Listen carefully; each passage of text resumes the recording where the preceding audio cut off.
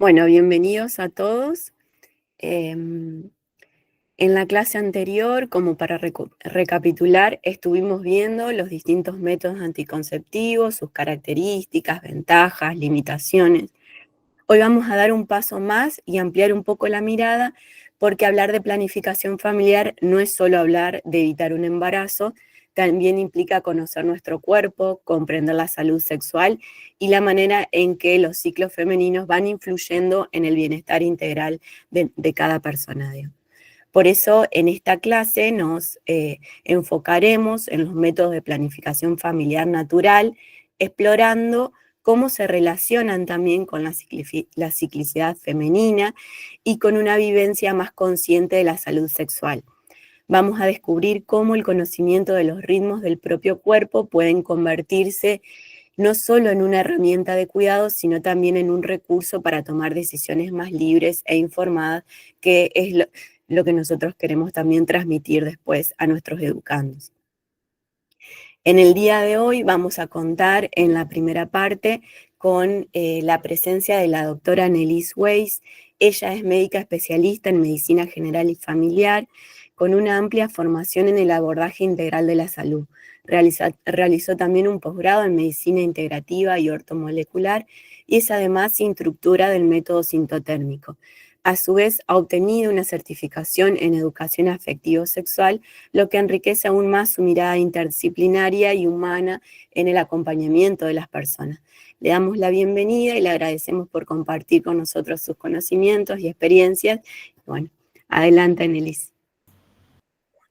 Hola, buen día. Gracias. Gracias por la invitación y por esta oportunidad de poder contar un poco más, tanto como dijiste, de ampliar la mirada y ampliar la salud, digo yo también. Ya me van a escuchar un poco cómo lo integro y cómo cuento algo que desde la ciencia recién ahora está saliendo a la luz y teniendo protagonismo la importancia de la integralidad del cuerpo y de la sexualidad como sana y de la fertilidad fluida como hasta un indicador de salud. Con eso arranco. Bueno, presento mi pantalla. A ver.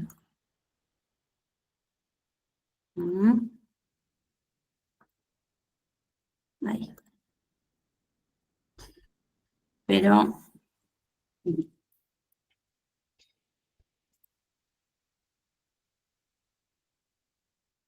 bien, ahí lo ven completo, ¿verdad? Sí. Bien. Bueno, como a mí me gusta arrancar y contar un poco esta frase, ¿no? Del ciclo sexual femenino como una oportunidad para el autoconocimiento, para integrar y cuidar la salud de la persona humana. Y a medida que profundicemos van a ir entendiendo cuál es esa relación. Para arrancar me gusta presentarme también un poco a mí, no solo en lo académico, que bueno, sin duda es importante, digamos, el recorrido, pero no es sin mi historia de vida personal, que también nos hace más humanos y más cercanos para entender incluso la ciencia. Yo soy entrerriana, de Paraná, me vine a estudiar a Rosario y conocí a mi esposo, en lo cual formé mi familia y me quedé, ya digo siempre, soy entrerriana de corazón y rosarina por adopción. Soy madre de 3 niños y me considero una investigadora y aprendiz constante, amante de la naturaleza y de la cocina y de la alimentación real, porque en este camino de vida y de estudio de integrar, descubrí que en la naturaleza y en la alimentación real está la medicina verdadera y la salud verdadera. Y bueno, eso es un poco de mí para entender un poco también este recorrido junto con lo científico. Bueno, no se ama lo que no se conoce, una frase la cual quiero arrancar porque solo conociendo nuestra corporalidad, nuestro cuerpo, nuestra sexualidad, la vamos a aceptar y amar tal cual como es. Para mí esto es una oportunidad para autoconocimiento, para la autoestima. Conocer el cuerpo nos fortalece también la autoestima y es un derecho y una oportunidad que deberíamos tener todos, acorde a nuestra comprensión y a nuestra edad, desde las primeras edades, ¿no? Pero desde los primeros años ir entendiendo nuestra corporalidad toda y que también eso hace a nuestra sexualidad. ¿Cuáles son los temas que voy a ir tocando un poco y vamos a ir como haciendo zoom? Primero, entender qué es la fertilidad, la diferencia entre la fertilidad masculina y la fertilidad femenina. Eso nos va a llevar a entender cómo es el ciclo sexual femenino, ciclo menstrual, ciclo ovárico, de distintos nombres, lo cual yo empiezo a decir es un signo vital. Así como decimos, bueno, ¿cómo es tu presión arterial, tu frecuencia cardíaca, tu temperatura? Para hablar, para entender un estado de salud general, bueno, hoy una pregunta que deberíamos incorporar y que ya se habla científicamente, ¿estás ovulando? ¿Cómo son tus ciclos? ¿Sí? Eso habla de un estado general de salud. La anatomía y fisiología femenina, la comunicación hormonal que hay entre hipotálamo,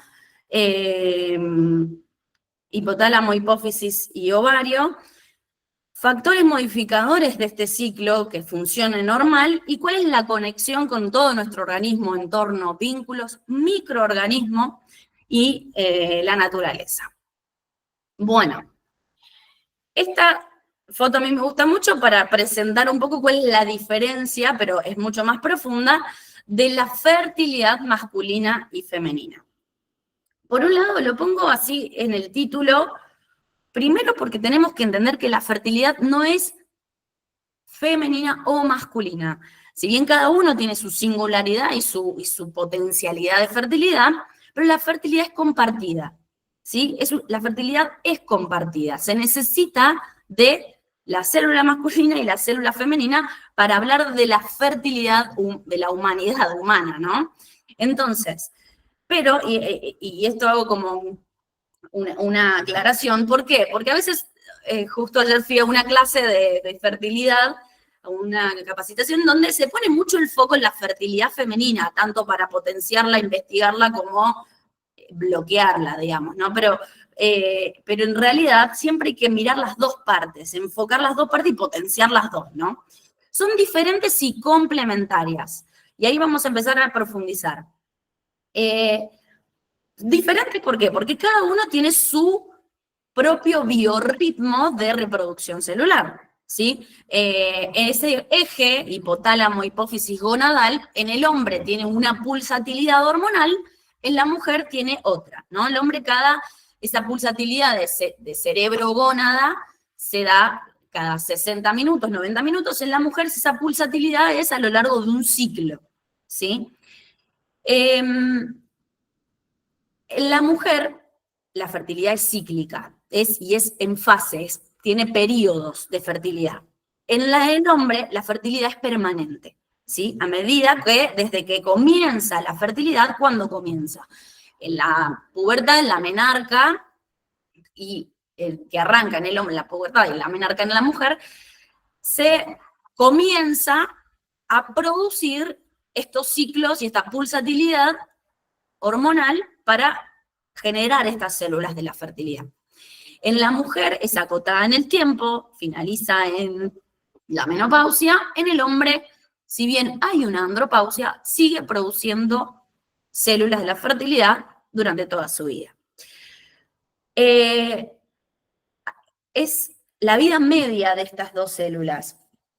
Eso va a cambiar según el ambiente en donde está, ¿sí? El ovocito, esta célula, le lleva a nutrirse, formarse, capacitarse, entender bien todas las señales que necesita recibir para poder ser ovulado, le lleva un tiempo, un periodo de 120 días. No es solamente el último ciclo que pasó anteriormente, sino que viene nutriéndose, recibiendo señales determinadas, capacitándose de 120 días hacia atrás.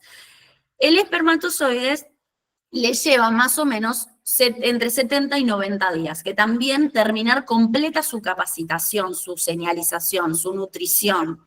¿Sí? Son varios estadios en donde va formándose esa capacidad. Bueno, la cantidad, por ejemplo, en general, la mujer se libera un óvulo por ciclo o, en algunos casos, 2, 3 óvulos. El hombre son miles de espermatozoides, que acá hago una salvedad interesante, que hoy la OMS dice, bueno, hablamos de una fertilidad masculina de determinada 500.000 espermatozoides por muestra. Antes, hace más de 10 años atrás, eso era un 30% más hablar de capacidad espermática. Entonces, esto es interesante, lo traigo cuando empecemos a profundizar sobre cómo otros factores modifican nuestras células. Bueno, condiciones de vida. ¿Por qué? Porque el espermatozoide va a vivir si tiene condiciones acorde para potenciar su permanencia, ¿sí? ¿Por qué? Porque parte de ese periodo de capacitación y de formación va a ser dentro del tracto vaginal. Y sí, el tracto vaginal está en las condiciones óptimas de fertilidad, en donde tiene un pH acorde, donde el moco lo va a nutrir, lo va a alimentar. Si no están esas condiciones, el espermatozoide muere instantáneamente. Y algo que me gusta nombrar a mí es que dentro de cada una de nuestras células, no solo en la del ovocito y la del espermatozoides, en donde acá solo tenemos 23 cromosomas. ¿Por qué? Porque 23 cromosomas aquí y 23 cromosomas en el esperma van a ser a este potencial genético de 46 cromosomas que tiene cada una de nuestras células. Cada una de nuestras células tiene un par de cromosomas XXXY. Esto es importante conocerlo, de que cada una de nuestras células tiene nuestra programación genómica, ¿sí? De este par de 23 cromosomas. Entre ellos, el XX y el XY. En las células del ojo, en las células de la piel, también tenemos la señalización genómica de estos cromosomas. Bueno, para entender entonces, si hablamos que la fertilidad femenina está dentro de un ciclo sexual femenino, en donde tenemos que definir qué es este ciclo sexual, ¿sí? Yo lo llamo así porque es mucho más que un ciclo ovárico, un ciclo menstrual, porque juegan muchos factores en esa ciclicidad. Es un proceso biológico clave, natural y propio de la naturaleza humana. Se da por una serie de cambios hormonales y físicos que ocurren en el cuerpo de cada mujer en este ciclo. ¿Cuál es el propósito principal? O sea, dentro de biológico, está puesto el ciclo dentro de la biología para una misión principal, que es la de generar y nutrir este ovocito, preparar un terreno acorde a una fertilidad y a una fertilización, ¿no? Al momento de la fecundación, que es la unión de ese esperma y ese ovocito, y poder anidar y preparar ese útero para recibir un embarazo, ¿no? Este es el propósito principal, pero a mí me gusta nombrar que tiene propósitos y cambios y funciones secundarias, orgánicas, en sistema digestivo, cardiovascular, osteomuscular. Esto es importante saberlo porque ya vamos a ir profundizando cómo las hormonas dentro de nuestra femineidad tienen más de un rol. ¿Cuándo comienza este ciclo menstrual? En el primer día de menstruación, primer día del sangrado, y termina el día anterior al día siguiente de la próxima menstruación. ¿Sí?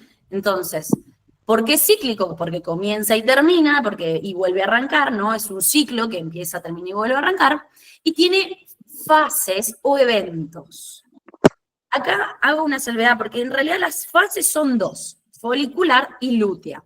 Pero tiene dos eventos que son los que conocemos más, ¿no? El que es el periodo menstrual, ese evento, esa presencia del periodo menstrual, dentro de ya el comienzo de una fase folicular. Y subrayo y hago más hincapié en la ovulación, porque la ovulación es un evento muy complejo dentro de la mujer. Y hay condiciones externas a este ciclo, de esta comunicación, que potenciar, mejorar o inhibir esta ovulación. Y ahí es donde, en realidad, el evento más importante del ciclo sexual o del ciclo menstrual es la ovulación. Y nos habla de que todas esas otras condiciones están correctas para que ese evento complejo se dé. Vamos a ir metiéndonos para ir entendiendo mucho más esto. ¿Cómo es la anatomía femenina del aparato reproductor femenino? A mí me gusta mucho esta imagen porque se ve la sombra de la cadera, ¿no? De las crestas ilíacas, el sacro, esta otra cresta, el pubis, y las arcas acá, los isquiones, se ven, ¿no? El fémur, ¿no? La cabeza del fémur y el fémur. Esto lo muestro porque para poder ir entendiendo dónde se aloja este aparato reproductor sostenido, ¿no? En este hueco que ustedes ven acá, más formado por estructura ósea, sostenido por lo que es el suelo pélvico, ¿sí? Lo sostiene. Bueno, vamos al aparato reproductor. Esta vulva o introito de la vagina, ¿sí? Si lo veríamos de frente, lo que se llama posición ginecológica, dentro de la vulva vamos a tener también el periné, que es un pedacito de piel que hay donde termina, ¿no? la vagina. Vagina, cuello del útero, cuerpo del útero con su cavidad, ¿no? Es hueco el cuerpo del útero con la cavidad, con un tejido muscular complejo en su entramado, es muy interesante, esto es una trama que es como un enredado que hacen las fibras musculares del útero. Trompas de falopio, ¿sí? Que son como dos tubitos que tienen unos dedos, fimbrias se llaman también, que están sosteniendo y comunicándose con el ovario. ¿Sí? El ovario, ¿por qué? Porque cuando el ovario, y hagamos zoom, libere su óvulo, va a viajar a través de la trompa de falopio y si se encuentra con un espermatozoide, se encuentran en lo que es la ampolla de la trompa en este sector y ya va a migrar como mórula, blastocito, para empezar a anidarse y transformar ese embrión. Pero estos son los estadios en los cuales, como se llaman, en la medida que empieza a replicar sus células. Esto es para ir entendiendo dónde estamos ubicados anatómicamente. Esta otra imagen, que es más compleja, pero a mí me gusta mucho porque muestra un perfil, ¿no? Esto la veíamos de frente y esto lo vemos de perfil. Este es el hueso del pubis, en donde por detrás del hueso del pubis está primero el aparato urinario, ¿no? El meato urinario, la uretra, la vejiga, ¿sí? Detrás de esto está el introito de la vagina y el cuerpo del útero, que en este caso está en anteversoflexión, o sea, apoyado hacia adelante, pero muchas mujeres lo tienen en retroversoflexión, apoyado hacia atrás. Después está el ano y el recto por detrás del canal vaginal, que se comunica ya con el colon y el aparato digestivo. Después está el sacro, ¿no? Pero esta imagen me gusta mucho para ver el perfil y que podamos entender cómo es de perfil. Bueno, otra pieza del rompecabezas para ir entendiendo esta ciclicidad es la comunicación hormonal. Este aparato no funciona solo, aislado por sí solo, ¿sí? Necesita señales que comienzan en el cerebro, ¿sí? Hay señales que, por eso se llama eje hipotálamo, hipófisis, ovario, en este caso, no hipotálamo, hipófisis, gónada, que comienza a producir el hipotálamo lo que se llama factor liberador de hormonas, ¿no? El hipotálamo libera varios factores liberadores de hormona que da la señal a otras glándulas, ¿no? Por ejemplo, factor liberador de de FSH a la adenohipófisis, que es otra estructura cerebral que está muy cerquita, libera FSH y LH. Entonces, hipotálamo le da señal a adenohipófisis para segregar FSH y LH, y FSH le da la señal a el ovario para comenzar a desarrollar el folículo y producir estrógeno, ¿sí? El estrógeno, cuando empieza a producirse, porque el folículo empieza a aumentar de tamaño, le da la señal de nuevo a la adenohipófisis, y la adenohipófisis ahí entendió que ya está en sus condiciones óptimas, este folículo, este ovario, para gatillar otra hormona que se llama LH. La LH es la que termina estimulando al folículo para romper el óvulo, y luego este folículo se transforma en cuerpo lúteo. Ya lo vamos a profundizar de nuevo, pero esa señal que adenohipófisis al ovario da esa comunicación de otras dos hormonas, estrógeno y progesterona, que también informan a nuestro cerebro, a nuestra adenohipófisis. Esto es interesante y hay que ir entendiendo, porque cuando empiezo a contarles sobre otros factores modificadores, vamos a ir entendiendo a dónde inhibe esta comunicación. Porque factor liberador de hormonas en el hipotálamo no solo para la ciclicidad femenina o pulsatilidad masculina, sino también el factor liberador de adenocorticotrofinas para el cortisol, de TSH para la tiroides, ¿sí?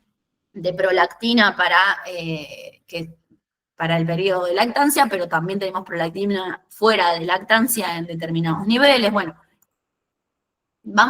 seguimos profundizando, ¿no? Yo acá les traigo la imagen pequeña de la hipófisis en su factor liberador, estímulo de la hipófisis y liberación de FSH y LH, que hago un zoom entonces en un ovario para ir entendiendo cómo este pool de folículos, que tenemos miles de folículos en nuestro ovario, que comienzan y están latentes y dormidos desde que nacemos, ¿sí?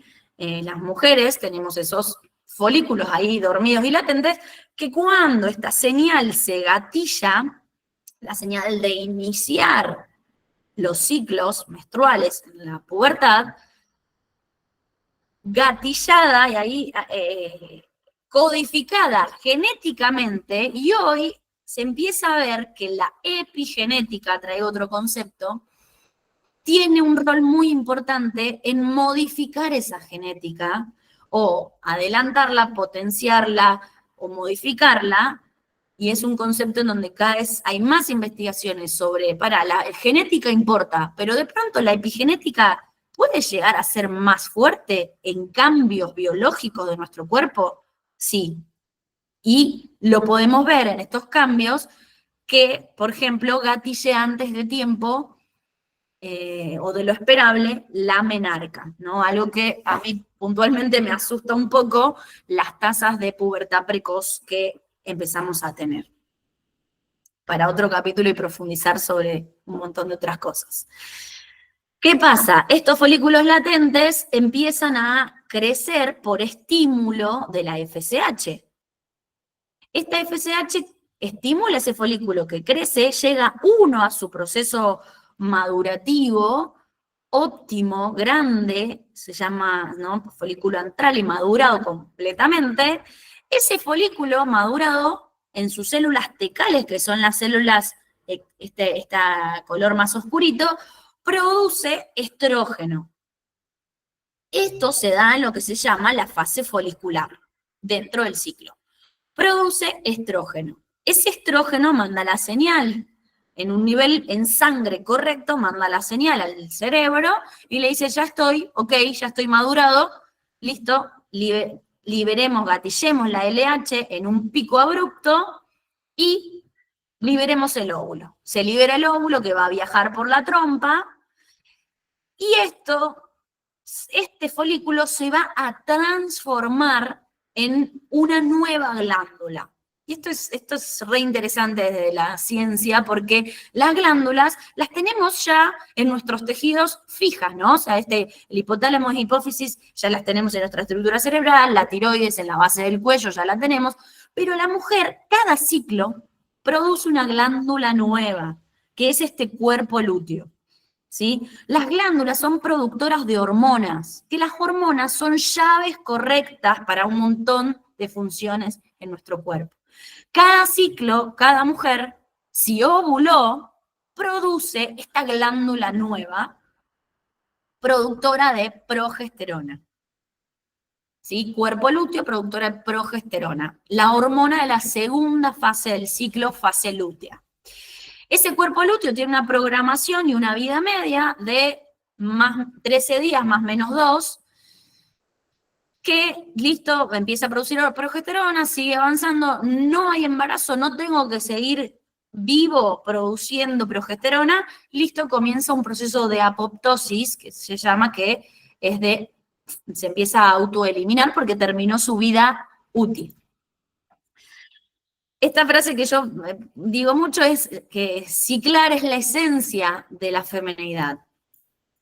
¿Por qué? Y acá vamos a cotejar, como ir comparando qué pasa en este ciclo, en este ciclo sexual femenino, en varios lugares en nuestro cuerpo o de posible análisis que podemos hacer. Ciclo ovárico y ciclo uterino, dos cosas que conocemos mucho, ¿no?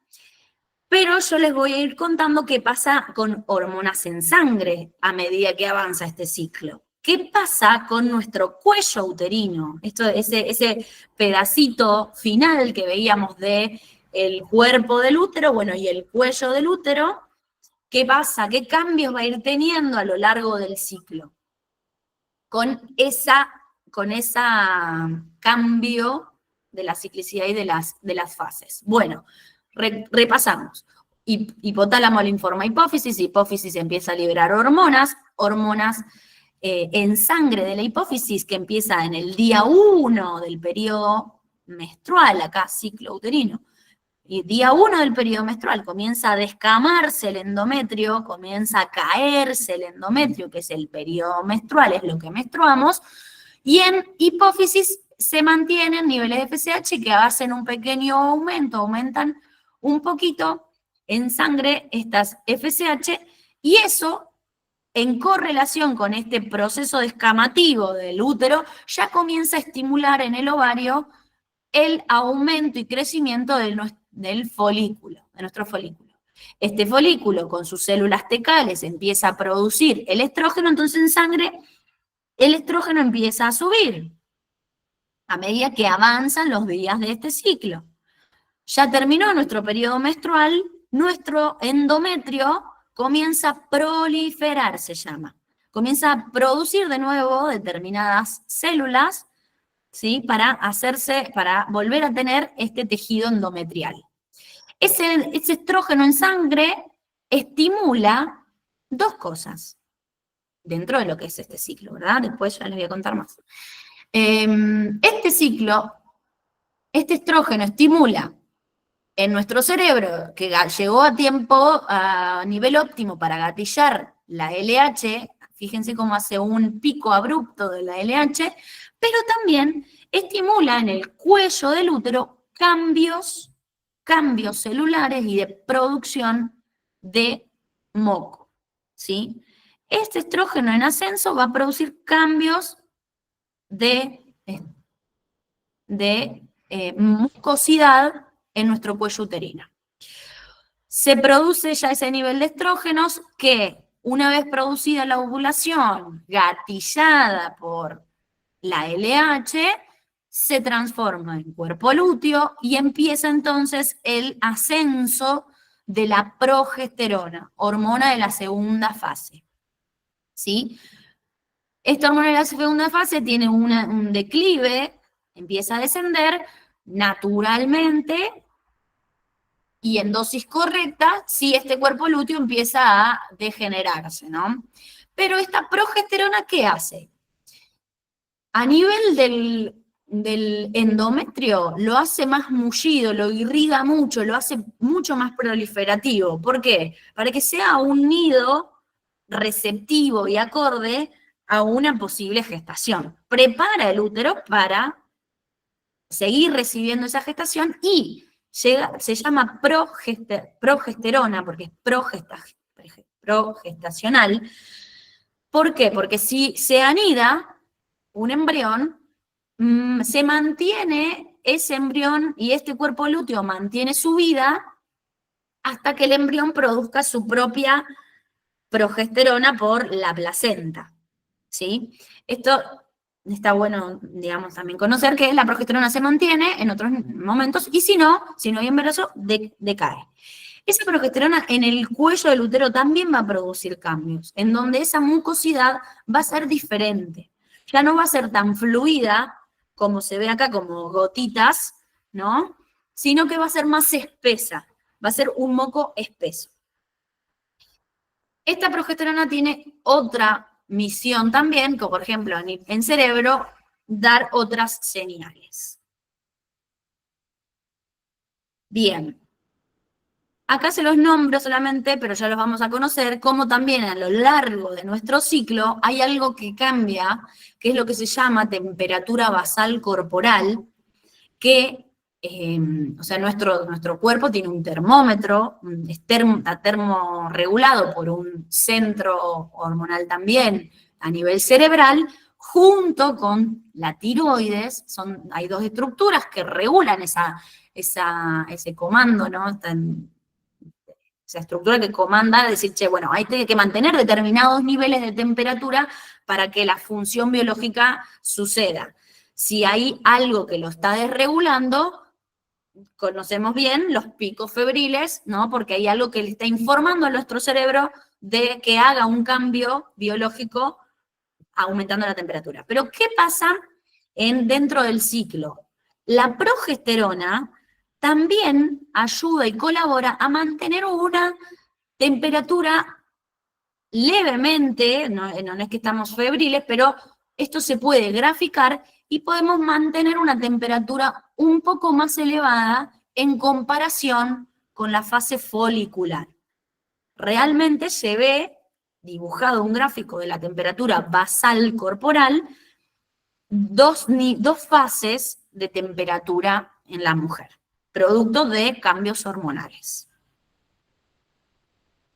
Bueno, si yo tendría que poner, digamos, de forma simple, entonces, ese gráfico, y cómo entendemos día 1 de nuestro ciclo menstrual, como el primer día de menstruación, hasta cuándo es el ciclo, hasta el día previo a nuestro próximo comienzo de ciclo menstrual, y lo tengo que dibujar en líneas, ¿no? Podemos verlo así, un ciclo largo de 1,35, un ciclo promedio de 1,28, un ciclo corto de 1,21. Esto es a grandes rasgos. Después cada mujer tiene su ciclicidad natural y sus días, en donde de ciclo a ciclo también puede variar. Un día 28, un día 30, un día 32, un día 28, así, un ciclo, ¿no? Esto está bueno saber porque hay un ritmo natural en cada mujer, hay un periodo esperable de longitud en donde podemos hablar de un ciclo normal de entre 21 y 35 días, en donde si empieza a cambiar, a estirarse más de 5 días, ya podemos pensar en que hay ciclos irregulares y hay que pensar qué está pasando en esa fase folicular y fase lútea, si hay condiciones que no están dándose en esa comunicación. Entonces, a grandes rasgos, vamos a hablar de fase preovulatoria o estrogénica, en donde está comprendido el periodo menstrual y ya un periodo de estímulo folicular, el evento de la ovulación y la fase postovulatoria o progestágena posterior a la ovulación. Esto que yo les nombro y les traigo, ¿no? Como el estrógeno con más hormona, con más de un rol. Que esto es importante conocer Y cuando yo empiezo a investigar dentro de lo que es la medicina integrativa y ortomolecular, ¿no? Que es la química pura, medicina ortomolecular es bioquímica y química pura, aplicada a manifestaciones o síntomas o clínica de salud, y me encuentro y profundizo con que este estrógeno tiene más de un rol que simplemente, o su primer misión, ¿no? Preparar ese cuello del útero y ese útero, sino que tiene funciones cognitivas, tiene funciones cardiovasculares, tiene funciones deformadoras, potenciadoras de la masa muscular y ósea, y tiene funciones potenciadoras de la serotonina, hormona del bienestar, de la hormona de la alegría también conocida. A mí me parece importante, y empiezo a investigar y a sacar a la luz, cómo estas hormonas trabajan en equipo, ¿no? El estrógeno y la progesterona, hormonas naturales dentro de un ciclo menstrual, van a tener, son llaves, yo les llamo llaves y lo pongo porque esta estructura química de este estrógeno natural tiene esta forma de llave, ¿no? Que es distinta a estrógenos sintéticos, ¿sí? El estrógeno sintéticos no tiene como una llave determinada, vos decís, ay, es muy parecida a esta llave, sí, bueno, pero no abres la puerta, o la abres, la puedes llegar a abrir, pero haciendo mucha fuerza, porque esta patita, en vez de estar acá, la tiene acá, ¿sí? En un estrógeno sintético. Esta patita de la llave, en vez de estar acá, la tiene acá, en otros estrógenos. Entonces, son llaves distintas en donde si yo voy al cerebro a querer abrir la puerta de la célula neuronal para potenciar el efecto de la serotonina, ¿no? Hormona del bienestar, voy a abrir, pero tengo que hacer mucha fuerza, y a lo largo de los años hacer fuerza con una llave incorrecta, ¿qué pasa con la puerta? La puedo romper, ¿sí? La puedo romper. Esto está bueno saber, ¿no? Que las estructuras químicas de nuestras hormonas tienen la forma correcta para las cerraduras correctas de nuestras células generales, ¿sí? Pasa mucho en el aparato cardiovascular, y esto lo traigo porque un criterio muy importante a tener en cuenta, por ejemplo, a la hora de pensar un anticonceptivo, que son llaves con otra estructura, es que hay que evaluar si esa persona no tiene riesgo cardiovascular. Y hay que advertir que en realidad, como es una llave errónea, pueden ser potenciadoras de eventos cardiovasculares, y yo he tenido pacientes, mujeres jóvenes, con ACV. Entonces, esto es importante conocerlo porque no se habla tanto, por suerte ahora la ciencia sí cada vez investiga más y pone sobre la mesa estas manifestaciones de las verdaderas hormonas y riesgos de las sintéticas. Para mí es una oportunidad también tanto tener nuestras propias hormonas en fase fértil como en la menopausia. No es lo mismo un cuerpo que recibió durante 20, 30 años las señales correctas de las llaves correctas, que en menopausia un cuerpo, un organismo que no tuvo esas señales correctas, ¿sí? Y hoy ya empieza a ver, bueno, y si tenemos rotas, cerraduras, puertas, por señales incorrectas, no son los que termina siendo lo inhibitorio o alteración del sistema digestivo, de lo neurocognitivo, de situaciones de depresión, ¿sí? Hoy hay estudios científicos que tengo recopilados, los puedo compartir, así que, bueno, progesterona, única en cada una, y acá es interesante, ¿por qué? Porque es producto de esta glándula nueva que aparece en cada ciclo, ¿sí? Cada ciclo tiene una glándula nueva, entonces esta hormona que se da solo si ovulamos, tenemos esta hormona circulando en sangre que tiene esa misión principal de cuidar nuestro útero, de hacerlo más mullido y más irrigado para poder anidar un embrión. Pero acá es donde les traigo esta información de qué otra misión tiene. Y es materia prima de un neurotransmisor que se llama alopregnenolona, que tiene la función cerebral de generar calma.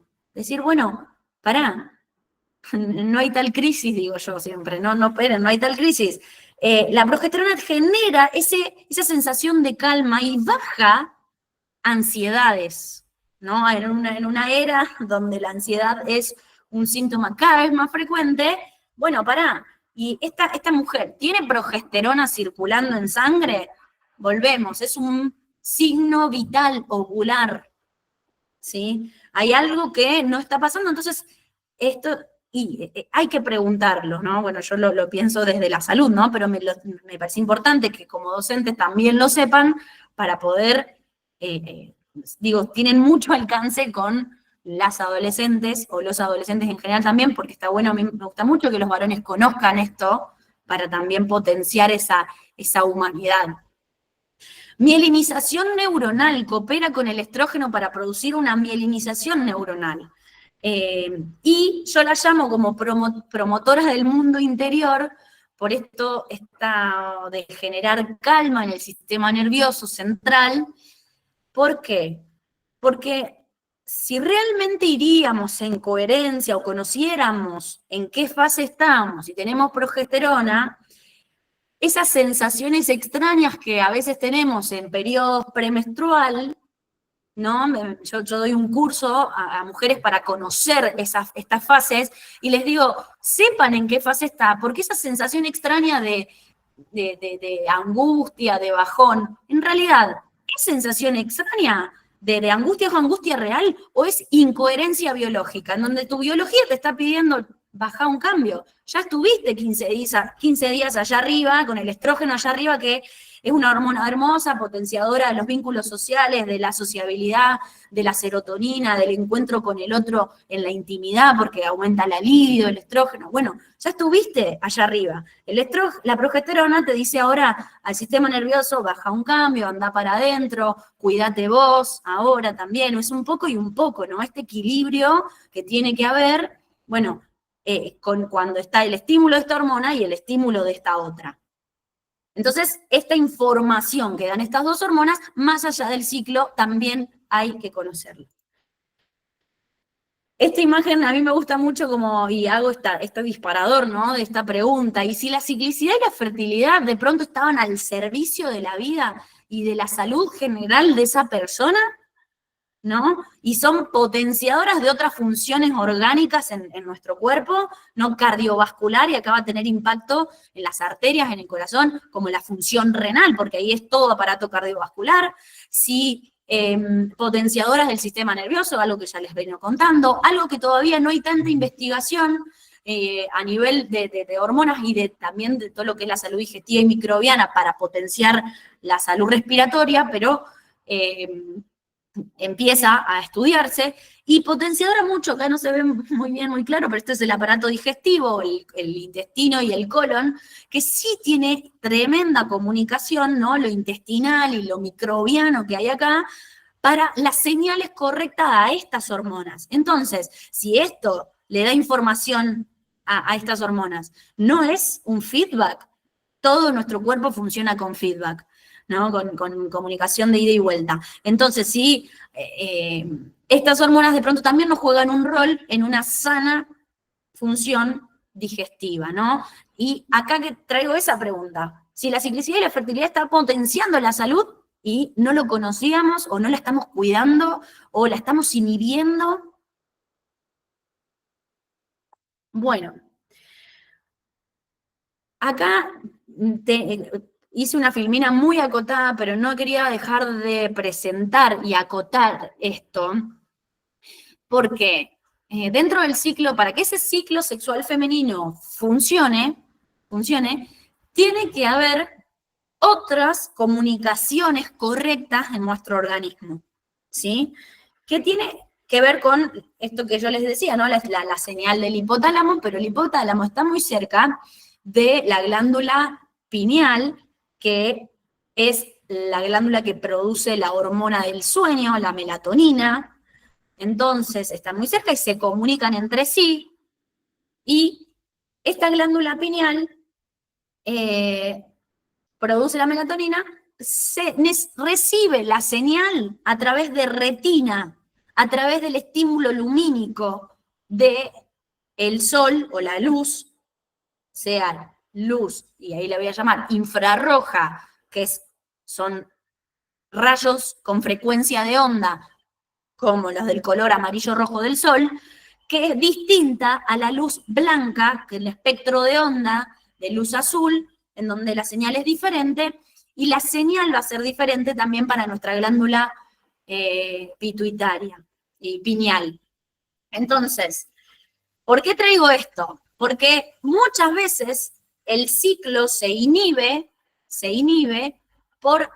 o el sueño se inhibe por estímulos lumínicos incorrectos. Estamos mucho tiempo en la vida interior, en la vida encerrada, ¿sí? En el estímulo lumínico de la luz azul, de la lamparita, de las pantallas del celular, que cuanto más cercano es ese efecto físico inhibitorio para un montón de funciones, pero yo lo traigo acá y si de pronto ese estímulo de glándula retina, glándula pineal, hipotálamo, cortisol, melatonina en baja, termina siendo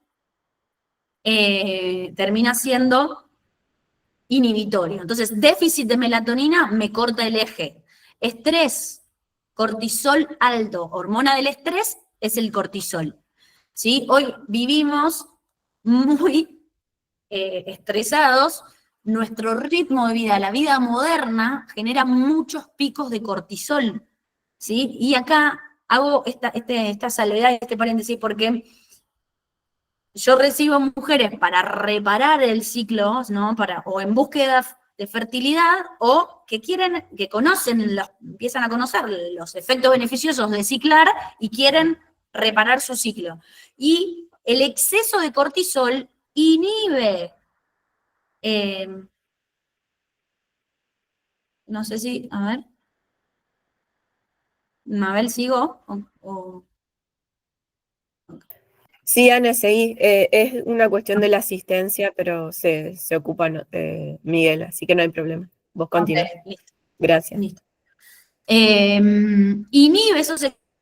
Inhibe la ovulación. Muchas veces la falta de ovulación tiene que ver con ese exceso de cortisol que genera un estado inflamatorio de todo nuestro organismo y altera el sueño, altera el ciclo, bueno, lo que ya les venía nombrando, cómo era el mecanismo de pantallas y alteración de rutinas, disruptores endócrinos, este mundo tremendo que cada vez se evidencia más como el exceso de químicos a los cuales estamos expuestos generan un estado inflamatorio de nuestro cuerpo y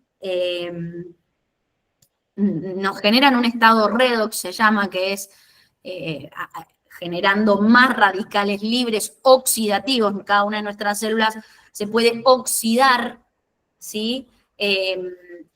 Y yo hago acá esta aclaración de que lo estoy explicando acorde al ciclo, pero nos pasa en muchas de nuestras células, en todo nuestro estado corporal, se oxida por todos estos factores inflamatorios, ¿sí?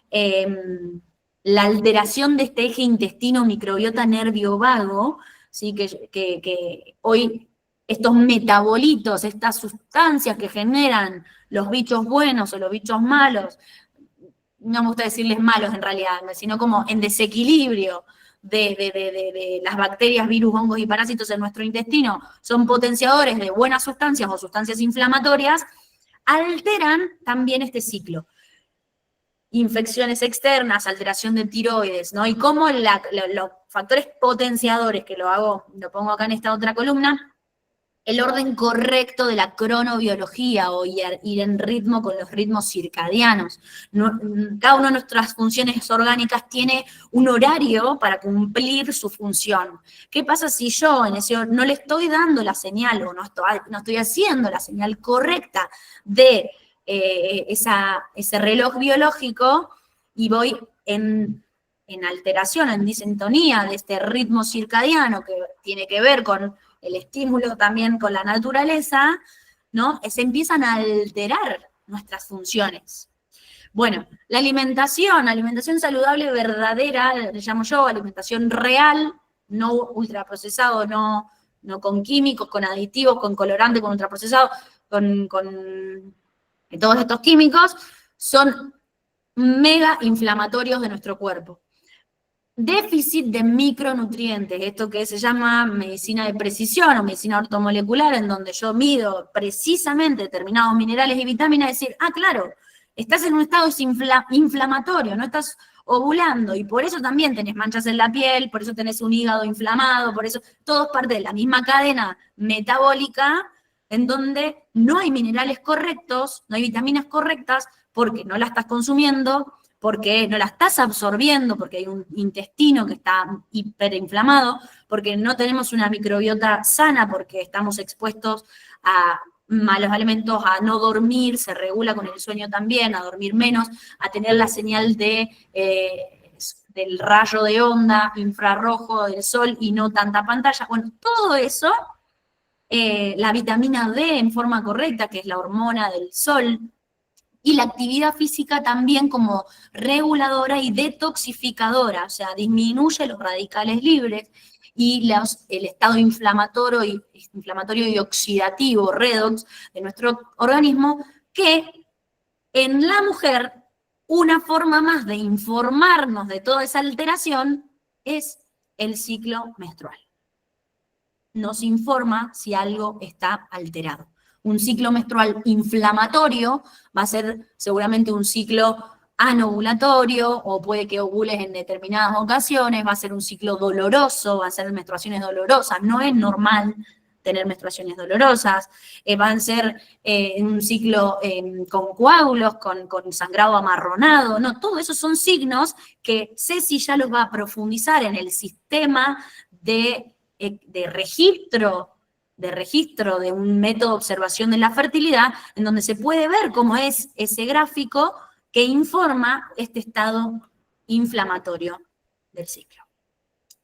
Entonces yo ahí doy pie a esto, ¿no? Métodos de observación de la fertilidad. Bueno, ¿cómo hago para ver todo esto que yo les contaba de cómo informa nuestro ciclo, de cómo se ve estos periodos? Bueno, los métodos de observación de la fertilidad son técnicas que permiten a la mujer identificar biomarcadores, marcadores biológicos, que nos informan en qué días fértiles o infértiles nos encontramos, y también poder poner sobre la mesa fases hormonales, digo yo, ¿no? Saber si estamos en fase folicular, en fase lútea, estamos con estrógeno, estamos con progesterona, ¿no? Y nos informa de un estado de salud como signo vital, y yo me atrevo a decir, no solo me informa, sino también me potencia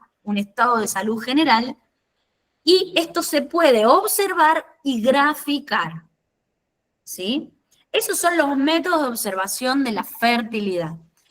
Hay muchos nombres propios, hay muchos investigadores que a lo largo de la historia, Ceci les va con el segundo módulo, les va a contar mejor sobre esto, yo lo paso por arriba, porque hoy estamos muy acostumbradas a encontrarnos con esto, ¿no? Con las aplicaciones.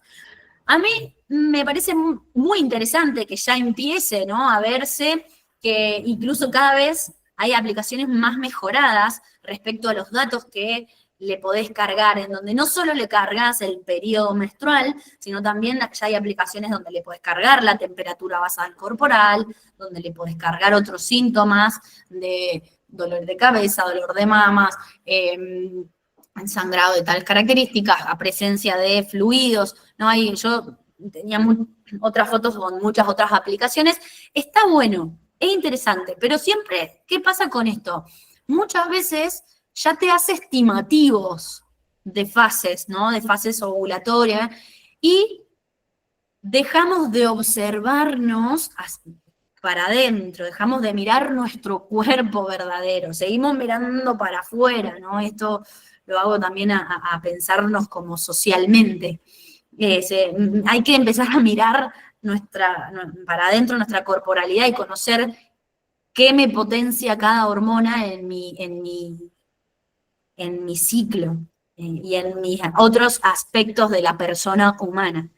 Bueno, esto está bueno que ya se empiece a hablar, pero a grandes rasgos les cuento cómo arranca. Primero, en el 66, Eric Odeblad empieza a mirar fluidos vaginales buscando bichos, algo que a mí me apasiona cada vez más, porque hoy los bichos, tenemos más bichos que células en nuestro cuerpo, importante que sepamos esto, o sea, somos más bichos que células, tenemos 150.000 veces más material genético de bichos que de nuestras propias células. Bueno, entonces, ¿cómo los bichos nos llevan a nosotros, a lo humano, ¿no? A la ciencia? Eric descubre que el micoplasma, un microorganismo, estaba en distintos medios según cuando tomaba la muestra de moco de la mujer. Le empieza a llamar la atención, ¿no? Como de pronto era distinto la característica.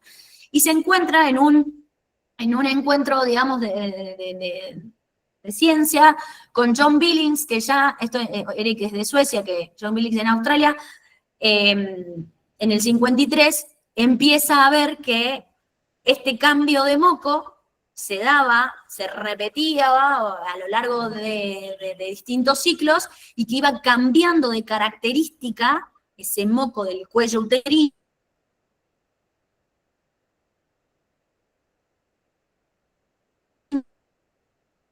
relacionado, más fino empiezan a hacer estos estudios y Ceci les va a contar cómo en otro método,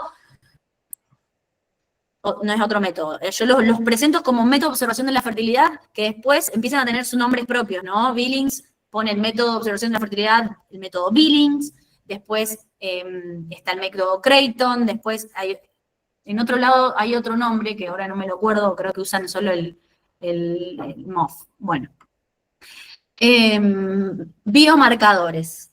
¿Qué van a ver estos métodos? Esa biología que yo les explicaba al principio, esos marcadores biológicos que son indicadores de fertilidad, son signos y síntomas físicos que informan y permiten ver a la mujer reconocer el inicio y el fin de una ventana fértil o días aislados de fertilidad, conocer estas dos fases del ciclo preovulatoria, la ovulación, el día ovulatorio o los más o menos dos posibles días ovulatorios, ¿sí?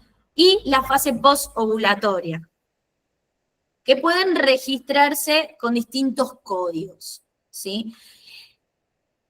¿Cuáles son estos biomarcadores? El moco cervical producido por el cuello del útero, la temperatura basal corporal, medida con un termómetro común que se mide debajo de la lengua, ¿sí? La posición del cuello del útero, estos dos los nombro, pero no son métodos que se usan en la vida, porque realmente estos dos ya informan suficiente. ¿Qué pasa? Muchas mujeres identificar o no lo producen, o lo producen de una manera muy escasa. ¿Por qué? Porque ese cuello del útero estaba inflamado, estaba inhibido, porque hubo años de métodos anovulatorios que no estimulan este cuello cervical, ¿sí? Y entonces, después, ese cuello queda muchas veces atrofiado. Es como, vos le decimos a un órgano, no funciones, no funciones, no funciones, no funciones, por muchos años, muchas veces esas células pueden quedar atrofiadas. Por suerte, todo nuestro cuerpo tiene la capacidad de volver y a funcionar si le damos las herramientas correctas, ¿sí? Le damos las herramientas correctas para volver a retapizarse, revitalizarse, ¿sí? Nutrirse y limpiar lo que haya oxidado, lo que haya quedado estado oxidativo. Entonces, en ese caso, se puede usar también la posición del cuello uterino, que va a cambiar a lo largo del ciclo. Y el test de LH o tiras reactivas en orina Es un test en donde mide ese pico abrupto de esa hormona de LH que se da en un momento determinado preovulatorio. Va a subir y esas tiras puede censar si esa LH está en sangre en niveles altos, ¿sí? Ahí bien previo a la ovulación. Bueno. Cambios cíclicos del moco cervical. Yo voy a hago un zoom, acá si recuerdan, el cuerpo del útero, el cuello del útero que está ahí y se comunica con la vagina. Si yo lo vería en posición ginecológica como de frente al cuello del útero, que es como se ve cuando hacemos el Papa Nicolau, por ejemplo, ¿no? Como se abre las paredes vaginales, se ve el cuello del útero así, como este circulito con un puntito o una línea en el medio, que es el orificio, la apertura que está acá del cuello del útero, es acá donde, en esta zona es donde se toma la muestra de células del Papa Nicolau. Bueno, este cuello, si yo le hago zoom, es así, ¿no? Como así alargadito, tiene criptas, estos huequitos, ¿no? Estos pliegues, y estas criptas tienen distintos tipos de células que producen distintos tipos de moco, ¿no? Estos distintos tipos de moco, el moco P, moco L, moco S, estos tres, son mocos producidos por estímulo estrogénico, por el estímulo del estrógeno, de la fase folicular, de la primer fase, cuando empieza el cuerpo a estimular ese folículo y comienza a producirse ese estrógeno le va a estimular a estas células del cuello del útero a producir, esta es una imagen al microscopio de los distintos tipos de mocos, estas son de las primeras imágenes que se empiezan a ver al microscopio. Y estas, digo, qué interesante cómo va avanzando la ciencia, cómo se ve hoy el moco fértil al microscopio, ¿no? Como es muy distinto este moco filamentoso, hoja de lecho, que se llama también, a lo que se ve hoy acá. Ese moco fértil, hoja de lecho, tiene distintas misiones. Uno es poder, acá el moco L, poder detectar cuál es el espermatozoide que no estaba capacitado, que llegó y no está en buenas condiciones para que fertilice el óvulo. ¿Sí? Trata de hacer una limpieza un poco del esperma dañado y de filtrarlo. Los otros mocos, ¿qué hacen? Es un moco bien fluido, bien nutrido, ¿sí? Que es lo que al microscopio lo vamos a ver así, pero como biomarcador lo vamos a ver así.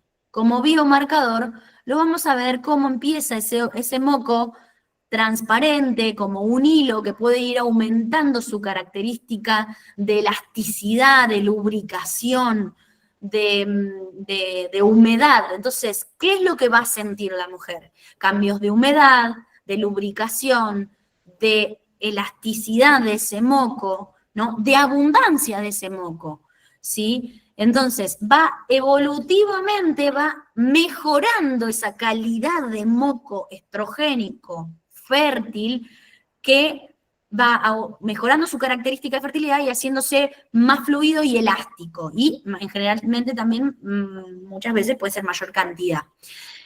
Es lo que también se llama, o quizás alguna ya lo han identificado, moco clara de huevo, ¿sí? Que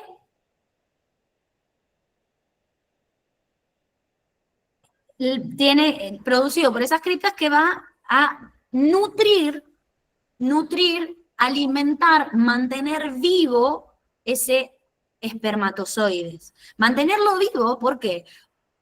Porque yo empiezo a producir este moco días previos a la ovulación. ¿Por qué? Para ampliar mi posibilidad de embarazo, porque el óvulo de la mujer se libera y vive de 12 a 24 horas, nada más. Entonces, si esperamos como raza humana solo embarazarnos con esa posibilidad de 12 a 24 horas, tenemos una ventana muy acotada de fertilidad. ¿Qué pasa? La naturaleza biológica nos da más días de mantener vivo ese espermatozoide y lo mantenga ahí y lo acobacha, digo yo acá en estas criptas, para que cuando llegue el momento de la ovulación, esos espermas viajen hacia el encuentro con el óvulo. Y ahí se amplía unos días más, y hago esta salvedad, la ventana fértil, ¿no? ¿Por qué hago esta salvedad? Porque ponemos el foco en inhibir todo este proceso cuando la célula fértil de la mujer dura un día, 12 horas, digamos, ¿no? Es interesante que hoy se esté hablando de esto, incluso en la ciencia, en donde estas hormonas tienen muchas misiones y de pronto coartamos esa función biológica y buscando la anovulación, y de pronto la célula vivía 12 a 24 horas. ¿No? Entonces, como empecemos a hacernos preguntas también como humanos, como médicos, como docentes y a los alumnos, ¿no? Para empezar a pensar cómo nos encontramos con nuestro cuerpo. Bueno, me voy a en realidad porque antes de pasar al próximo biomarcador, ¿qué pasa con estos cambios cíclicos del moco cervical? ¿No? Efectos del aumento del estrógeno, cambia la sensación, el aspecto y las características de la zona vulvar y vaginal del periné, y aparece y se visibiliza exteriormente. No es que tenemos que hacer una búsqueda interior, ¿no? de este moco. Hay un sistema, una técnica puntual de búsqueda de este moco. Ceci creo que profundiza un poco más, que tiene que ver con, bueno, cómo pasamos el papel por la vulva, de adelante hacia atrás, sentimos y nos hacemos estas tres preguntas: ¿qué siento? ¿Qué veo? ¿Y qué toco? ¿Qué siento en periné? Ese pedacito de piel entre vagina y ano. ¿Qué siento? ¿Está seco? ¿Lubrica? ¿Resbala? ¿Hay humedad? ¿O está seco y raspa? Porque no hay moco que lubrica, ¿sí? Entonces, ¿qué siento? ¿Qué veo? ¿Qué toco? ¿Qué veo en papel? Ya empiezo a ver brillo, empiezo a ver algo de moco, algo de este moco transparente. ¿Y qué toco? Tocar eso, que ese moco que vemos, y si estira, no estira, si es un pegamento, ¿no? Esto ya es producto mucho de la fase lútea, de estímulo de la progesterona. El estrógeno me da este moco fluido y elástico, la progesterona me da un pegote y un pegamento, ¿sí? ¿Para qué? Acá es interesante. ¿Por qué me lo da? Porque arma un tapón en el cuello del útero, porque el cuerpo dice, probablemente esté anidando un embrión en ese cuerpo, en ese útero, entonces tengo que poner un tapón mucoso, denso, en donde no entren otros microorganismos, porque ese ambiente tengo que estar armando un clima interesante, ¿no? Bueno, esto empieza a evolucionar a lo largo del ciclo y empieza a producirse estos fluidos. No sé si se llega a ver bien ahí en esa fase folicular y fase ovulatoria, esas secreciones del moco fértil cervical estrogénico. Y a medida que avanza el ciclo, nosotros podemos ir haciéndonos esta pregunta, ir entendiendo, digo, esto se llama una grilla de aprendizaje, donde después se registra de otro modo, que es lo que van a ver. Empiezan a ver cómo, bueno, mojado por menstruación, mojado por menstruación, mojado por menstruación, después seco, raspa, no hay nada. Día 7 del ciclo, húmedo, brillante, nada. Día 8 el ciclo, húmedo, una cruz, brillante, se estira. Se estira. Se empieza a ver más humedad, más brillante, se estira un poco más. Se estira, se lubrica, transparente, es el moco, se estira más cantidad y mayor clara de huevo, ¿no? Esto es un ejemplo de una grilla de aprendizaje para empezar a graficar un ciclo con un método de observación de la fertilidad con esta técnica. Y esos cambios del moco producto de cambios hormonales. ¿Qué pasa en el cuello? ¿Cómo es la posición del cuello uterino? Que si bien esto no se utiliza como habitual, pero sí se puede conocer y saber porque hay mujeres que necesitan saber mejor sobre la posición del cuerpo y del cuello del útero. ¿Qué pasa? Como periodo, en periodo ovulatorio, el cuello asciende, se hace más alto, sube, ¿no? Se abre el cuello y se hace más blando. Se abre para digamos, dos cosas, ¿no? Poder eliminar, fluir sus fluidos y recepcionar los espermatozoides. Y asciende, ¿no? Esto es interesante, cómo ahí se hace receptiva la vagina para el momento de la fertilidad. En cambio, en momentos del ciclo infértiles, progestágenos, el cuello está duro, cerrado y descendido, baja, como que se achicaría, ¿no? La vagina y se haría menos receptiva, ¿no? En periodo ovulatorio aumenta su receptividad y se hace más blando, en periodo no ovulatorio o infértiles cambia de característica. La prueba de LH que yo les contaba es una tira reactivas como de un test de embarazo, pero lo que miden no es la hormona de embarazo, sino que está capacitado este test para medir esta otra hormona que se llama LH. Como esta hormona hace un pico de 24 a 36 horas y se mantiene más o menos ese tiempo, o sea, 24 a 36 horas en alza, elevada, se mantiene esa LH, me informa que esa señal de la hipófisis llegó a una señal correcta para liberar el óvulo, ¿no? Entonces lo vamos a encontrar en orina a esa medición. ¿Cuál es el otro biomarcador? Es la temperatura basal corporal. La temperatura basal corporal se debe medir en determinadas condiciones para que siempre sea estable ese marcador biológico, ¿no? Cuando estamos en movimiento, tenemos una temperatura y si pensamos en nuestras células tienen mucho líquido y hacemos esa comparación, ¿no? de este vaso de agua, está en movimiento, ese agua está como en ebullición, ¿no? Tiene una temperatura. Si estoy en un reposo mínimo, tengo otra temperatura y otro estado de ese agua en movimiento, pero ¿qué pasa si tengo 3 horas de reposo mínimo?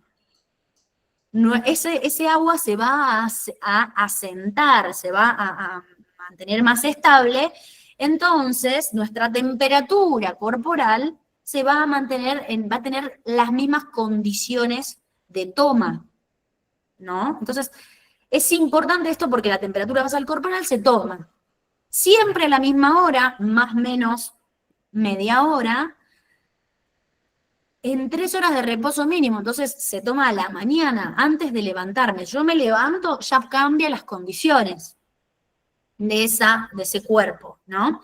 Entonces,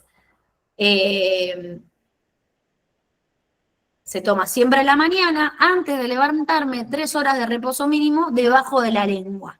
Y esa temperatura se va anotando día a día y me va a armar una curva si hay ovulación bifásica, en donde la fase folicular mantiene unos niveles, en la fase estrogénica mantiene otros niveles. ¿Sí?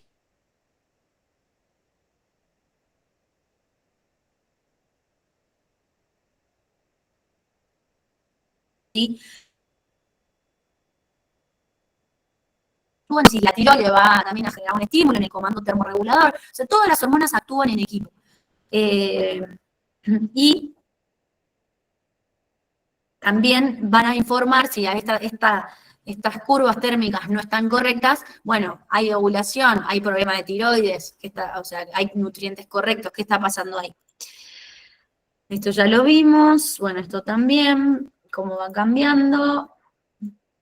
Bueno, acá, ¿cómo se ve la temperatura basal corporal. Es bifásica, tiene dos fases.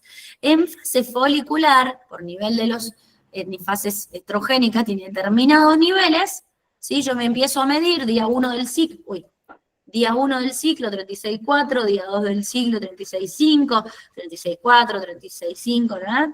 Y en un momento en mi temperatura hizo una vez 37. Y en 37, 36,9, 36, bueno. Y yo registro todo un ciclo. ¿Cuál es el análisis que hago de estas temperaturas bifásicas? Que hay dos fases. Que esto mantiene unos niveles y esto mantiene.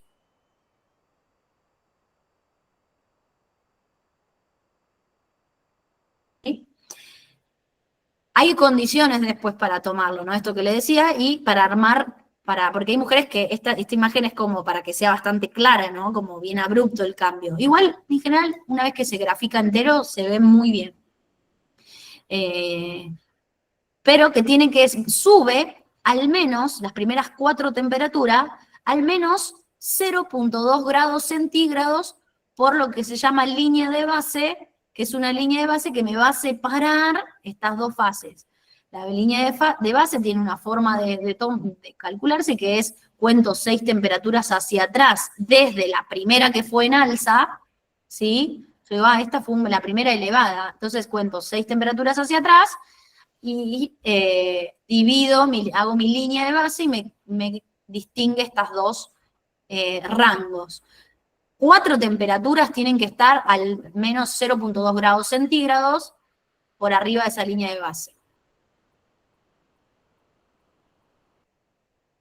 Bueno, a mí me gusta terminar un poco con esta frase de el cuerpo y solo él es capaz de hacer visible lo que es invisible, lo espiritual y lo divino, de Juan Pablo II, de Teología del Cuerpo, pero también pienso, ¿no?, cómo el cuerpo hace visible, me hace pensar como desde la biología, el cuerpo hace visible la ciclicidad, la feminidad, el ciclo menstrual, el ciclo ovulatorio, la fertilidad, termina siendo visible un estado de salud general de esta persona, mente, cuerpo, espíritu, ¿no? Pensando, entendiendo, yo entiendo cada vez más esta unidad biológica, espiritual y mental de la persona humana, en donde uno puede influir en el otro, ¿no? Esto es una unidad realmente compleja y hermosa, y uno puede estar informando de otro aspecto de nuestro cuerpo, y cómo esta ciclicidad hace visible lo que muchas veces es invisible, y lo pienso desde la bioquímica, como alteraciones de vitaminas, de minerales, de hormonas, simplemente lo puedo estar viendo en esta ciclicidad, alteraciones de cortisol, de oxitocina, de serotonina, puede estar informándomelo simplemente el ciclo y la capacidad natural de nuestra Bueno, Anne, feminidad. Terminado. Muchas Anne, gracias. muchísimas gracias, hermosa, hermosa toda la charla, todo lo que nos has compartido, también de tu experiencia, de tus conocimientos en todo esto que es tan rico como la feminidad y la ciclicidad femenina. Así que bueno, de vuelta, muchas gracias por haber estado con nosotros, y bueno, esperemos que a la próxima también puedas estar. Así que bueno, vamos a hacer un pequeño receso de 10-15 minutos. A las y 35, siquiera nos encontramos para la segunda parte, que vamos a contar con también la presencia de otra gran invitada. Así que bueno, pueden ir a descansar unos 15 minutitos y nos encontramos a las y 35 para continuar con el encuentro.